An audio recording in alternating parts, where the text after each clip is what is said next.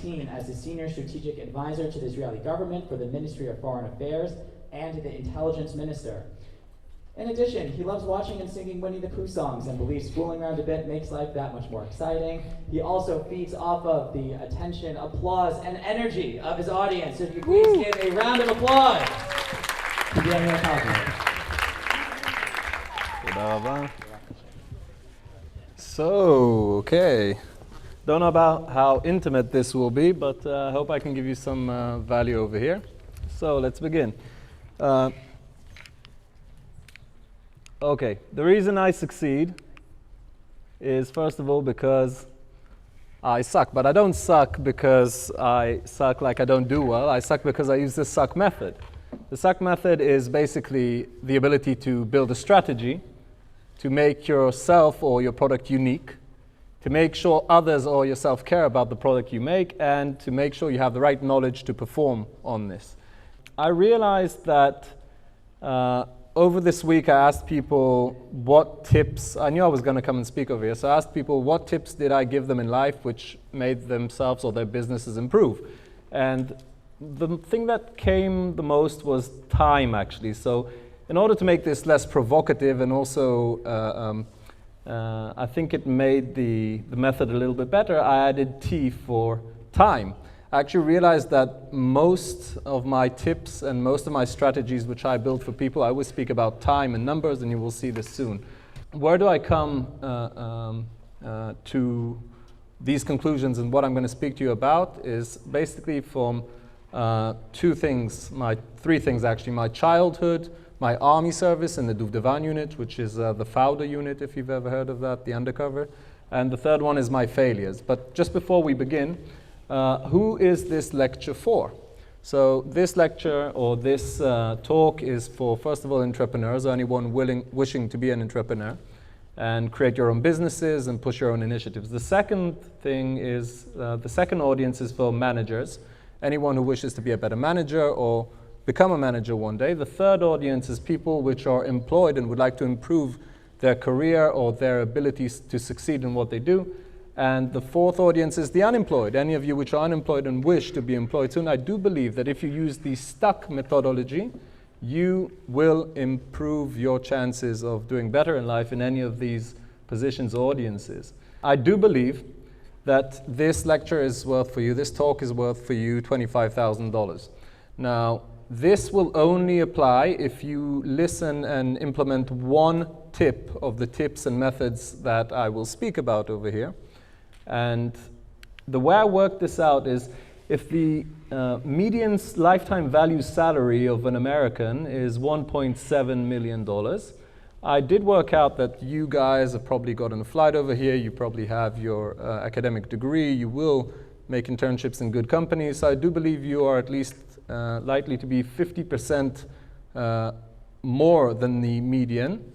That means your lifetime value salaries will be $2.5 million. So if you just improve that by 1% from one of the tips or methods you take from here today, I worked out this is worth $25,000. Doesn't that sound good? So your lifetime value, if you only take one tip from here today, or just take one topic and decide to make it better, will be worth $25,000 more in your lifetime value, your salaries. And I actually worked out that if there's 300 of you around here, this is worth $7.5 million for the US and British economy. So maybe I should be asking for a few more bucks for this, but let's see if it works. What is this based on? Like I said, it's based on my childhood, it's based on my army service, and it is based also on failing. Let's speak a little bit about each one of those before we go to the S.T.U.C method. So my childhood, as you can see over here, there's matchboxes, there's the Ritalin medicine, which is used for ADHD, and there is a McDonald's chips fries box over here. So the first story is the matchboxes. When I was just 4 years old, my parents were called by the kindergarten teacher to come quickly to speak to her because her son is trying to burn down the kindergarten. Now, the kindergarten police, the teacher, sits down with my parents and says, listen, your son had just put 10 matchboxes together and lit them, and he tried to burn down the kindergarten. And my parents said, well, that's interesting. Maybe he's a psychic case. And what they just turned to me and asked, Daniel, why did you do that? I looked at them and I said, well, 5 minutes beforehand I put 2 matches together and I saw that they light each other. So I said, wouldn't it be cool if matchboxes would light each other? I was just curious. My parents didn't even tell me off for that. They understood that a kid uses his actions in order to explore and create curiosity over here. And I think this is also one thing that leads me as a grown-up. You should always explore. You should always use your curiosity. I'm not saying burn down things in kindergartens. That's just crazy. But I do believe you should make sure that anyone around you which is curious and wants to try out things and experience, you should make sure they do that. The second story is about Ritalin. When I was the age of 7, I got to first grade. And at 10 a.m. every morning, I used to swallow this Ritalin pill, which made me straighten up towards what the system wanted me to be. A system which refused to adapt itself to my needs. And that's how I suffered the education system for 12 years. Every time I needed to swallow this pill because the system could not adapt itself to what I needed. And this is actually my pain. This is what leads me later to create all my businesses. All my businesses and initiatives are all about learning and improving human potential. All my businesses are around that, and that's what led me to that. And the last story is from when I was 16 years old. I failed to get into McDonald's. I went with my friend Katya. We both applied. She got in. I did not get into McDonald's. At that moment, I said to myself, I'm not gonna put my career and I'm not gonna put my economic state in the hands of anyone, any employer. I'm gonna create my own businesses. I'm gonna create my own initiatives. It took me less than 2 weeks to set up my own transportation service, which made a hell of a lot more money than all my friends working in McDonald's. And I was basically giving a service to all the teenagers going from Gan Yavne, which is 50 kilometers down south of Tel Aviv. All of them wanted to get to parties on Friday night. I used to organize this transportation service, and that was my first business, and it gave me some economic freedom. And that was at the age of 16 and 17. The second thing is my army service. I served in a unit called Duvdevan. Duvdevan is have you ever heard of Fauda? Any of you heard of Fauda? Hands up, yeah. So Fauda, Duvdevan is an undercover unit in the IDF which helps arrest terrorists which are basically ticking bombs. It could be a terrorist that wakes up in the morning, decides that today he's going to commit suicide and blow himself up and kill many other Israelis. So the main objective of our unit was to stop these ticking bombs. Now, in order to get to this unit, we had to be extremely fit, which means we had to work very, very hard physically in the tryouts of this unit to get into this unit. Working hard physically also improves your mental abilities. This later on in life shows me every time that I had a hard time and I was finding it hard to do something. Actually, when I improved my physical abilities and I started working out, even if it felt impossible and I was too tired and I was too stressed about many things, every time I started working out when I had a hard time, it did improve my mental abilities, and I also succeeded in the other things I was doing. So working out is one thing I learned from my army service. The other thing is dealing with the unknown. We used to go out to missions. Sometimes we were told just the mission is in this some village that you're going towards to stop this terrorist. You know nothing about the terrorist. You don't even know where he lives, and you're supposed to go out there and find them. Dealing with the unknown is something I think that not only entrepreneurs but anyone who practices this will build stamina and strength to stand against a lot of things and do better. And the last thing is working with times. The army is very precise with its times, being in places on time and making sure that everything has a timestamp on it. Any task, any mission, any budget, everything works with times. And I think these 3 abilities I got from the army are also things that I use later on. You don't need to join an army unit or an elite army unit to improve these skills, but I do believe that you should ask yourselves how can you improve these skills during your career right now. Now, the other last thing is about failing. I lost $850,000. It took me 10 years to build this. I built my whole career on this right after the army. $850 of my own money and investors' money were lost in less than 1 year because of my mistakes when I tried to set up a business. Now, one thing I learned is it took me 10 years to build it and 1 year to destroy it. But using the S.T.U.C. method, which I will speak about in a second, actually helped me get out of it. In less than 2 months after I basically lost my business, I managed to understand what can I still do with the product I built, with the software I built, in order to sell it to other companies, media companies which found a use with that product. And I sold it to a big media company. I got all my money back and even made a small profit. Less than 6 months after that, I was already the senior strategic advisor to the foreign minister and the intelligence minister, and I was also doing a project with the prime minister. And that was because I was using my uniqueness and self-branding in order to do that. Now, let's speak about it. First of all, strategy. Who has a strategy for themselves over here? Does anyone here have a strategy for themselves? Hands up? That's only 5 people out of 300. That's crazy. A strategy for yourself. I will answer students. It's crazy. Only 5 hands were put up just now. Only 5 people over here have a strategy for themselves. I think that's just crazy. The first thing that I do is I draw a vision. When I say draw, I mean actually physically draw a vision.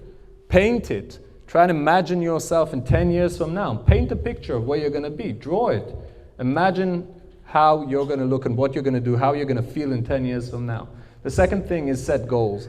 The method I use to set goals is the SMART method. Being specific means a goal you can actually understand and measure. Second. Third is make sure it's attainable. It's not too hard to get. It's not too easy to get. You're challenged in order to get it. That makes it a good goal. It has to be relevant to your vision, and it has to be with a timestamp on it. It has to be timely. Third thing is create short-term tasks. I do believe that in order to make sure your big vision, which is very far away from you right now, in order to make sure you get there, you've got to feed yourself with small wins and small successes. You've got to make sure you have small bites of successes. And in this aspect, I'll tell you, you do learn a lot from your failures, but you grow exponentially from your successes. So make sure you keep feeding yourselves with small successes. Next thing is time. You've got to timestamp everything. Anything you can put a time on it, any task, any vision, any goal, put a time on it. Second thing is learn how to make a sense of urgency. There is no thing as you've got to finish the task by the end of the day. I've never said that. I've always said you've got to finish the task by 4:30 in the afternoon. You put a time, or 4:35 in the afternoon is when you've got to get this task ready and finished.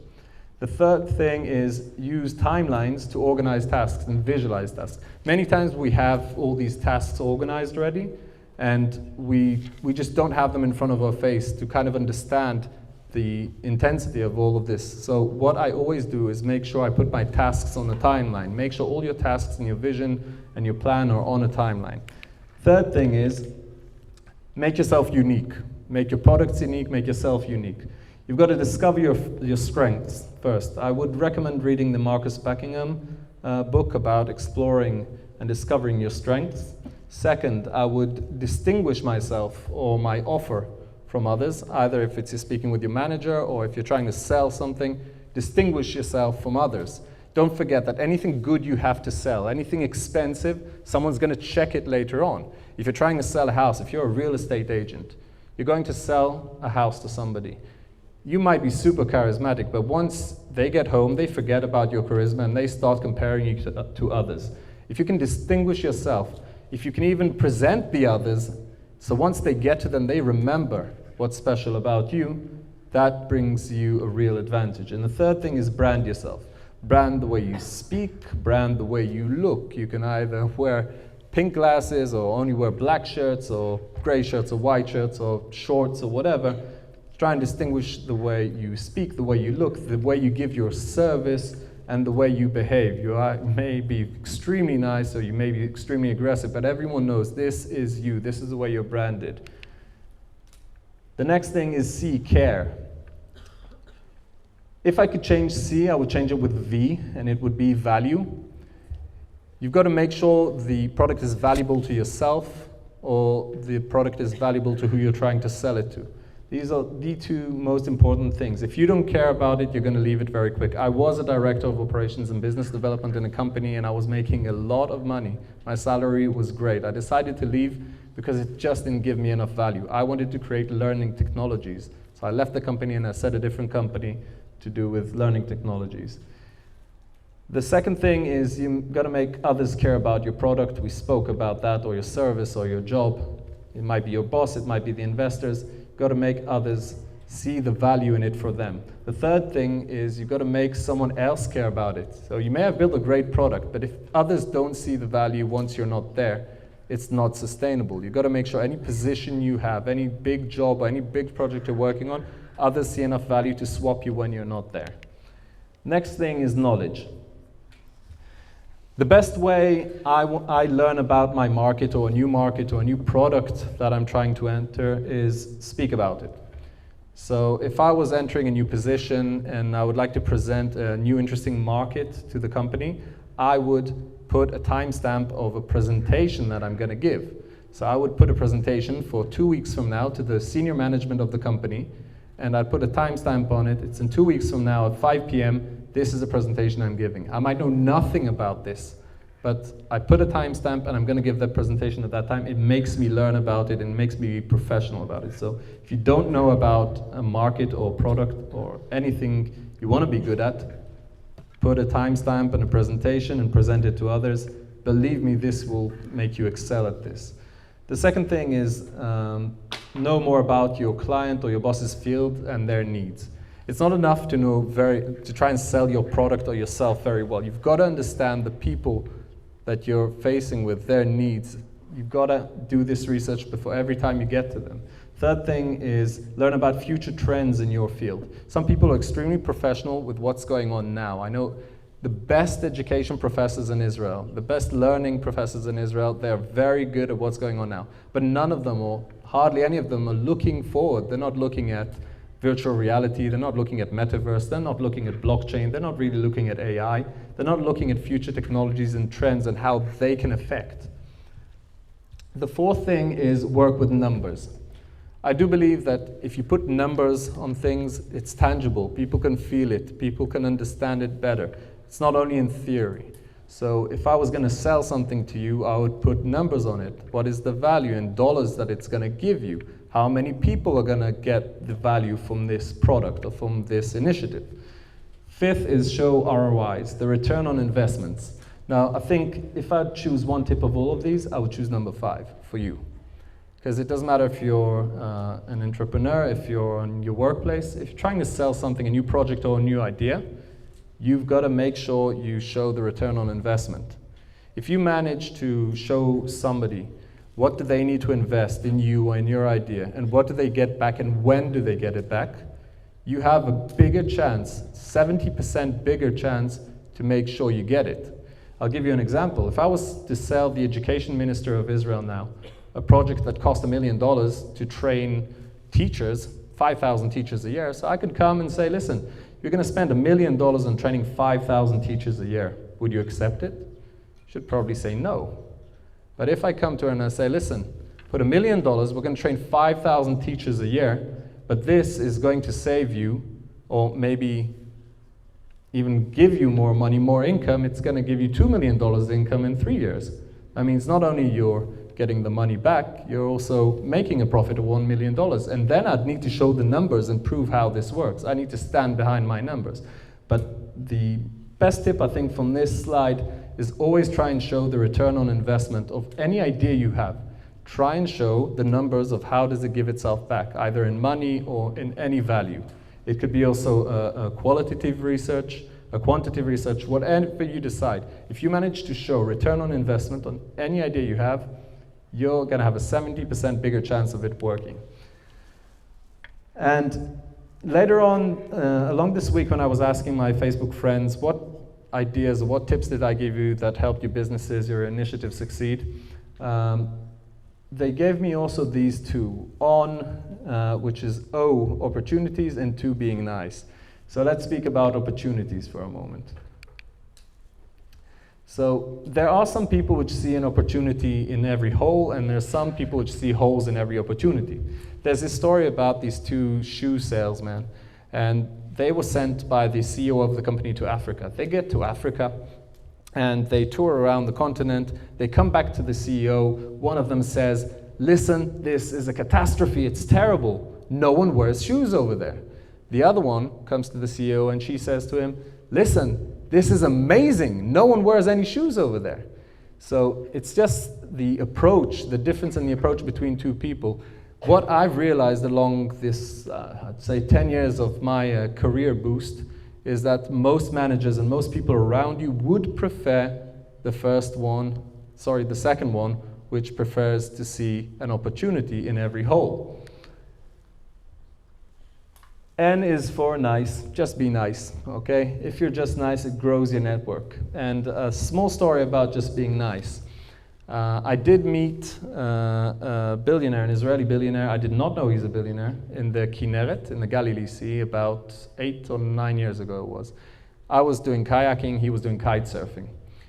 This guy got into trouble with his kite. He was about to crash into something, and he detaches his kite, and later on I come and rescue him, take him onto the shore. I didn't save his life or anything, but I just helped him get quicker to the shore. And I realized he lost his kite. I didn't know who he was. I had no idea who this guy was, but the day later I decided, hey, I'm just here, he's gone home already. Maybe I should go and look for his kite that was drifted away to the bushes deep inside the Galilee Sea. And I do go the morning later. I look for it. It took me 2 hours to find the kite, and about 2 hours to take out all the strings that were tangled around the bushes. And I managed to take out the kite. I call this guy and I say, listen, I found your kite. I meet him, I give him the kite. He gives me a hug, says, hey, Daniel, what do you do in life? I say, I just do these small social initiatives, and I'm into education and learning. And he says, cool, gives me a hug and goes. A month later, he calls me and he says, hey, Daniel, you remember me? It's Alon. I say, yeah, of course I remember you. He says, listen, I remember you told me you have these ideas about education and social initiatives. And I'd like to meet you for a coffee. I think I'd like to donate and invest in some of your ideas. I said, okay, why not? I had no idea who this guy is. I meet him for a coffee, and I bring him this idea of teaching STEM, science and technology, engineering, mathematics, in Israel in a method called PBL, project-based learning. And he says, cool, that sounds good. And I say, okay, so let's start with 3 kids, 3 teenagers. We'll teach them robotics. They will learn how to build a robot and all the theories around it. They will learn all the maths and physics and whatever, mechanics. They will learn after they build the robot. Through that, they will learn. And he says, why 3? Why not 3,000? I said, well, I can't duplicate myself. We don't have enough money to do that. And I guess it takes a lot of time. So he says, listen, Daniel, if this works, I will invest 10% of all what I've made in order to make this work. And I asked him, well, that's interesting. How much is 10% of what you made? So he said, well, I've just made $200 million. So that gave me a big incentive to make sure this POC, this prototype, works. And I managed to draw down, I used my methods, and I really made sure that I can show the return on investment, make sure I can show him what the small amount of money he put in the beginning worked for, and then later on he did give almost $20 million to the different projects I did. So just being nice does help. It grows your network. People remember the good things you do, and people remember you for good. And just before I finish, my mom always used to tell me that I shouldn't say I'm lucky. You know, I keep saying I must be extremely lucky because all these projects I did and the different things I set up, the different companies, they succeeded, so I must be so lucky. And she said, you know, that luck is when opportunity meets preparedness. And I kind of tend to agree with this, and I think that I realized that the harder I work, the luckier I seem to be. And this brings me to the idea that I've never seen anyone going uphill on a bicycle, not working extremely hard. Actually, I've seen people working too easy, which probably means they're going downhill. So what you should know is if it's extremely hard and you're having a hard time, you're probably improving, you're probably getting stronger. This brings me to another point, that diamonds are created under pressure. And I do believe that humans are quite similar. I do believe that humans are also diamonds. If you're put under a lot of pressure, you improve, you get stronger. We do break sometimes. We've got to make sure we maintain ourselves and we meditate and we make sure we're stronger mentally in order not to break. But we do get stronger exactly like diamonds. And the last thing about this is, in order to make things harder for yourself and make sure you're working hard and improving, just remember you are the average of the people around you. This means try and make sure you put yourself in groups with other successful people, with other people that think critically, with people who work hard. That's where you want to be. You are the average of the people around you. So the harder you will work, the luckier you will seem to be. I hope you use some of these practical tips, and if you do wish to speak later on, I will be very happy to give you some more examples and actually practically how you could do it. So thank you very much.